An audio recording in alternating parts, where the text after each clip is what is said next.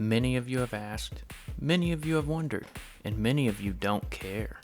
But here it is, ace grading straight from across the pond. Today we are going to put it through a series of tests to see how well it actually protects your cards and compare it to all of our previously tested slabs. It is a nice looking slab with some heft, but it has a few areas I think will be a problem later on.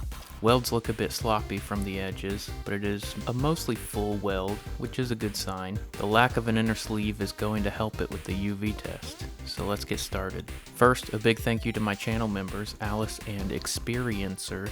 There was a third person at one point, but they disappeared. Shout out to you too. Joining the channel gives you some cool little perks like Pokemon next to your name so everyone knows you are more important. Also, access to special Pokemon emojis. Lastly, some perks depending on your level, and I'm open to perk suggestions too.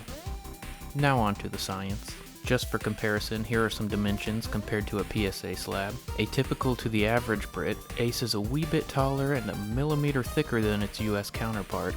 It is also nearly twice the mass. Must be on a bangers and mash pasty diet. It remains to be seen if that will help it in the competition, but let's find out with our first test, Durometer. For all you new folks, this is a comparative measurement testing the hardness of the plastic. It is best for seeing how easily your slab is going to scratch. In this case, we stabilize at an 80, which isn't too bad. That puts our thick mate behind PSA new and in front of GMA, a little below the halfway point. Say goodbye as the slabby patty goes through the cancer oven to test for UV resistance. This is a powerful full UV spectrum curing oven. Just look at the cancerous glow. After a few minutes it saunters on out, and it looks like it did well.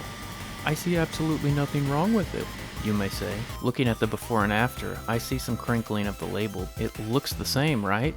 Wrong. Looking at the side profile makes it clear that this thing has a tan. What's interesting is the only two slabs so far that have had yellowing have been the two non-US made slabs. Let's look for Ace after adding in the points from that round. Found it.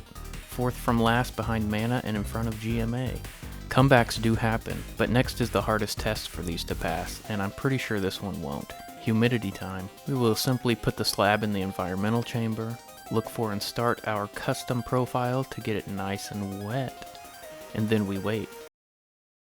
What are those? While we wait, a word from today's sponsor, My Exhausted Wallet. Subscribe. That was about an hour, right? Let's take out our wet little Brit and have a good long look. Not a drop of water. It's a whole lake in there. The back shows things a lot better. I can't say I'm surprised. There's even water stuck in the edges that didn't quite make it into the card chamber. All the welds are sound and it is welded all the way around, except this little spot at the top and bottom. There's actually a direct path into all chambers of the slab. We'll crack it open later to get a better look, but for now, it's a failure. This keeps it fourth from the bottom while adding up this round's points. There's still a chance with two more tests to go. Time for some destruction! This is the crack force test, where we see how much force is needed to crack the slab in different spots. First spot, no crack. The tip just pushed right in like a scalper to a fresh target restock. Same with the second spot near the corner. Maybe the edge will be different, so let's switch to our wedge tip. Looks like the same for the edges. This is also very similar to our other foreign slab we tested. Does this and the UV result point to the same plastic on both overseas slabs? I would say yes. Just to be sure, I wrench on it all along the edge and also give it a quick jab in the middle. It just dents. This is very good behavior, meaning the plastic is more elastic. Dropping the more elastic slab will result in the plastic absorbing more of the force, protecting your card better. The integrity still seems solid, with no damage from bending the thing. No cracks means a perfect score. We are in the upper half above some popular brands now, with one test still to go. We have to crack this thing open and measure the clarity. Unlike some slabs, this one absolutely will not even make a squeak bending it with my hands. Maybe Ramsey could get it, but I can't.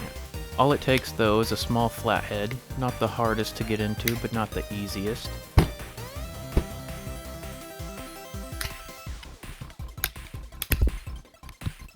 Once open, you can see the unique design that causes the moisture issue.